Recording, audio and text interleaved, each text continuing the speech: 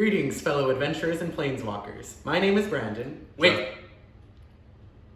One more time, sorry. Greetings, fellow adventurers and...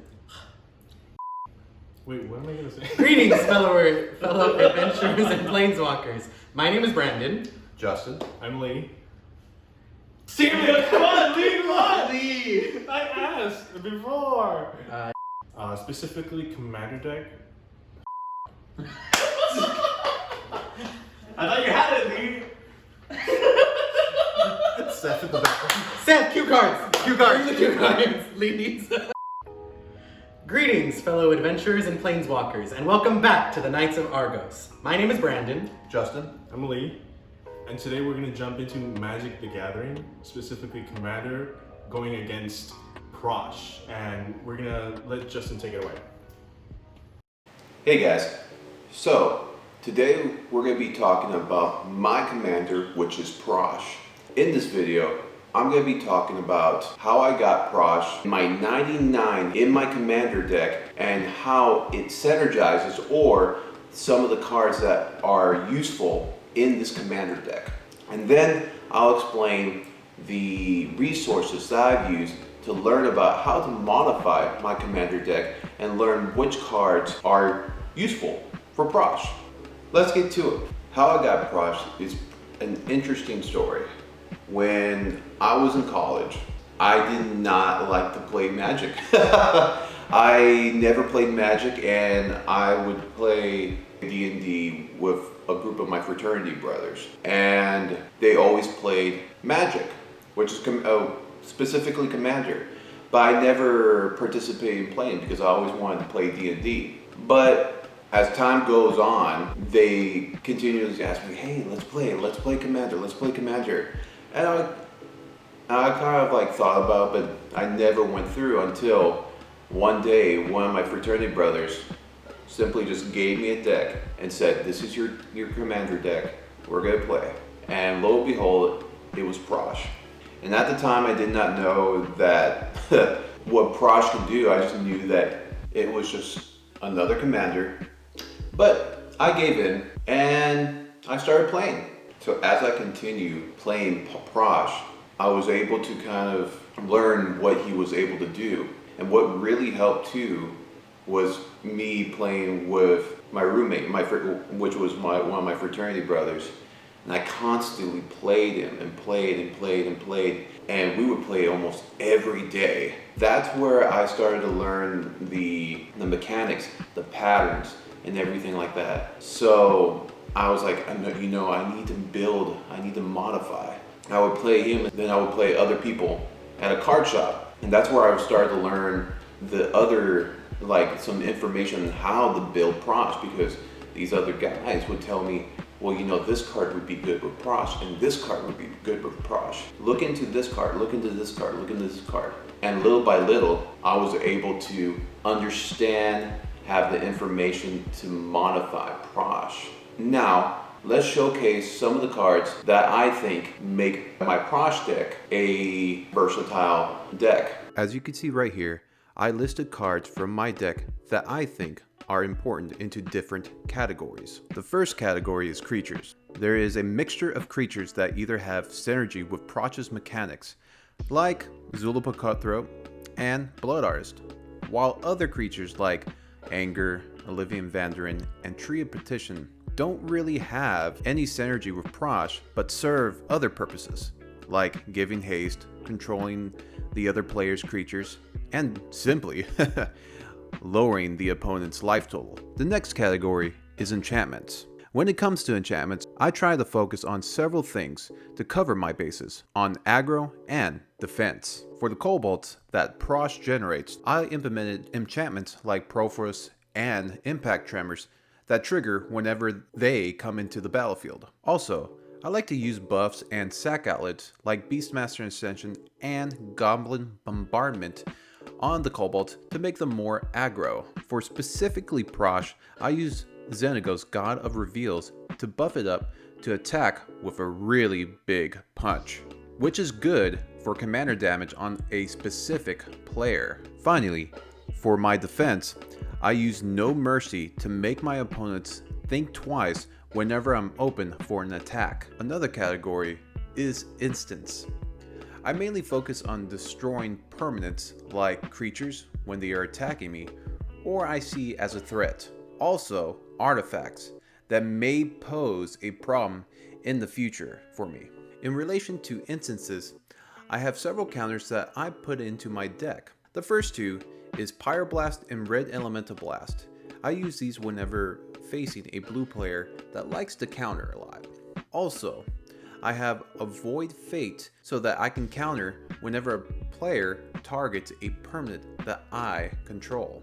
Another category is board wipes. I believe every commander deck needs a board wipe in order to give that option of resetting the battlefield when things are not really going your way. In my Prossh deck, I have 2 board wipes, which are Deadly Tempest, where each player loses life equal to the number of creatures destroyed, which is kind of ironic for a Prossh player, but it has worked for me in the past, and Sudden Demise, which I can choose a specific color to cause damage to creatures of that color. Now it depends on how much mana you spend in it to cause the damage. Having tutors in a commander deck is always a plus, especially for a Prossh deck. I know when I have a tutor in my hand, I'm able to have more options on how to handle the current game situation. The tutors that I have in my Prossh deck are Diabolic Tutor, Cis Undead Visor, and Vampiric Tutor. Now here's a category that everyone loves, Infect. What more can you say about that? Prossh plus Infect equals big problem for the other players, especially if you still have kobolds on the field so that you can sacrifice it to Prossh to buff them up. Now for the final category, land. I think land is often overlooked, especially for new players. There are specific lands that are strong, super strong in certain areas, like defense, mana ramp, and control. Some of the land cards that fill in those roles in my Prossh deck are Bajuka Bob, Maze of Ith, Railcore Tower, and Thawing Glaciers. So real quick guys, I want to show you a resource that I use throughout the years for my commander deck, and this particular website is called EDH Rec. What I like about this website is has a fountain of knowledge. Right off the bat, you can see this pie chart. And with this pie chart, you can see the number of lands, creatures, instants, things of that nature that a average Prossh deck has. And this is just a reference for that, which is awesome. Now, if I go down, there's going to be different categories. In these categories, they're called like new cards, reprints, high synergy cards, creatures, instants, and things of that nature. And what's awesome about this, like for example, the high synergy cards, it will show you right here on the bottom right here, the synergy of the card that is compatible with the commander. It shows you the percentage if it's high or low. Well, of course, this is going to be high synergy, but if you go down a little bit, there's some cards that do not have synergy whatsoever, like Cultivate, Sarka, and who else? I believe Kadama's Reach right here. But that's usually another purpose it serves, like mana ramp, which those 3 cards are really for mana ramp. But it could tell you that percentage, which it can be useful. And also it tells you the percentage, like how common it is in certain decks. So like 77% of 1,218. So Skull Clamp, this card right here, is pretty common, and especially in Prossh because of the tokens. Now, what's awesome too is the prices for each card. So for example, Skull Clamp is $5.99. This is useful information right here because if you have a budget and you're, counting your money and everything, this could be a very useful tool to kind of just know, okay, this costs this much, I need a budget for this. Or, okay, I could use this card instead of this card because it's cheaper. Or, if you have the money, you can do it. It makes you a little bit more aware of what you need and what you can buy. Just letting you know, first off, I am not sponsored by these guys, but I really do believe this is a very good tool to use. Now that I kind of talk about my history with Prossh, some of the modifications, and some of the tools that I use, Lee and Brandon are going to talk about their experience with Prossh. I hate Prossh. Disgusting. Everything about the deck is just so good. Justin has spent so many resources, so much time, so much research on this deck, and he's just made it so good. There's lots of cards that cover a lot of his bases, can take out lots of targets, and as a person going against the deck, I have to be very careful about what I play. He can get rid of things very fast, destroy things if I decide to attack. I usually play a green deck. Green, white, red, everything green. My favorite thing to do is get out lots of tokens, lots of little things and then pump them up. But they're on the ground and Prossh is in the air. It doesn't really help me a lot when he has this big flyer that he can pump up and just swing right for commander damage at me. However, there are a few cards in a lot of my decks that I like to use to counter or deal with Prossh. First is Arachnogenesis. As an instant, I can put X 1/2 green spider creature tokens with reach onto the battlefield, where X is the number of creatures attacking me. Prevent all combat damage that would be dealt this turn by non-spider creatures. So, if Justin decides to attack me with Prossh and anything else that's on his field, I can play this card to automatically get some defense against it, stop the damage even if he has trample for some reason, and buy myself some time and add more tokens onto the field. Another one of my favorite cards to play against him is Glare of Subdual. So with this enchantment, I can tap an untapped creature I control and then tap target artifact or creature. Especially if I'm running lots of tokens, I have some little guys that I can tap just for any reason, be it mana or card draws. So if I can use it with this enchantment to tap Prossh before he attacks me, that again will buy me some time and kind of pump out some other things and hopefully overwhelm him before he can attack. And lastly, if Prossh comes out and I need to just get rid of him right away before he can do anything with him, I like to play Warstorm Surge. With this enchantment, whenever a creature enters the battlefield under my control, it deals damage equal to its power to target creature or player. Now, I've told you guys that I like to run tokens. So if I play a sorcery or an ability lets me pump out a lot of tokens, they're instantly going to come out onto the battlefield and instantly deal their damage with this enchantment. If Prossh is out and I can get 5 little sapling tokens out right on that turn, I'll be able to deal that damage directly to Prossh, getting rid of him. Of course, this doesn't help because Justin likes to summon Prossh a lot. So he just likes to bring him in more and more, creating more tokens. But tokens on the ground aren't that big of a deal to me. I can handle those. What the big problem is Prossh up in the air. Prossh. Coming from a new player, Justin decides that Prossh is an easy deck to go against. Prossh has flying, those kobolds that he summons, and then he can use those to power himself up. One of the cards that I use is Teferi's Protection. Until your next turn, your life total can't change and you have protection from everything. All permanents you control phase out. While they're phased out, they're treated as though they don't exist. They phase in before you untap, during your untap step, and then you exile Teferi's Protection. That was more like a more defensive way against Prossh, especially when he's been summoned several times out into the battlefield. And then this next one is called Merciless Eviction. You choose one, either exile all artifacts, exile all creatures, exile all enchantments, or exile all planeswalkers.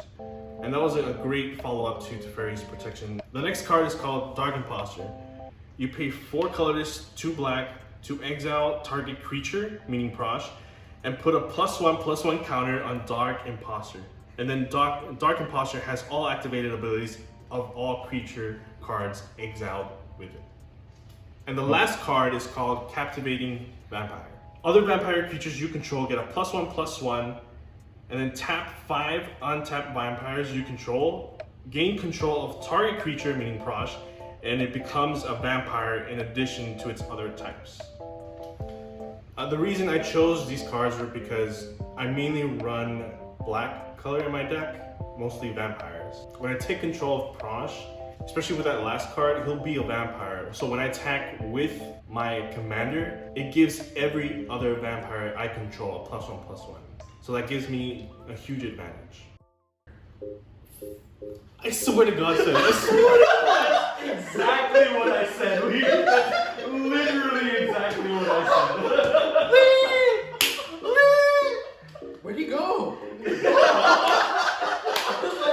The blackness took him. Keep that in, Lee.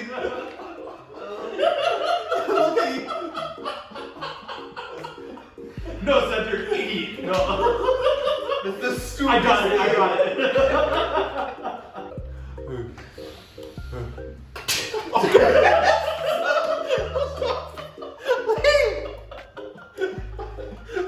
Corona. Oh. Now you're gonna do something completely different, right? Oh, you best believe Lee likes to go off script. I had already said it before you did. Said you cannot make any sound, any gesture, I'll any go, eye I'll contact. go. No eye contact. I'll Yeah, close your eyes. Okay, lights on, camera on, action. Dante did. All right. Thank you guys for watching this video. Hopefully Lee's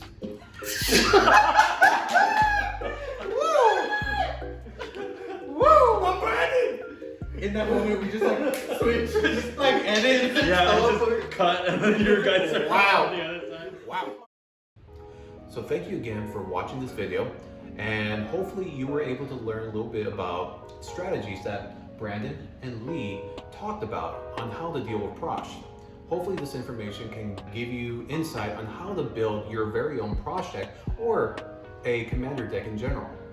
Like and subscribe to become a Knight of Argos. Also, follow us on Instagram, link down below. Comment below if you love or hate Prossh like we do. Also, let us know if you have any other ways to go against him. So, fellow adventurers and planeswalkers, till next time, see you then.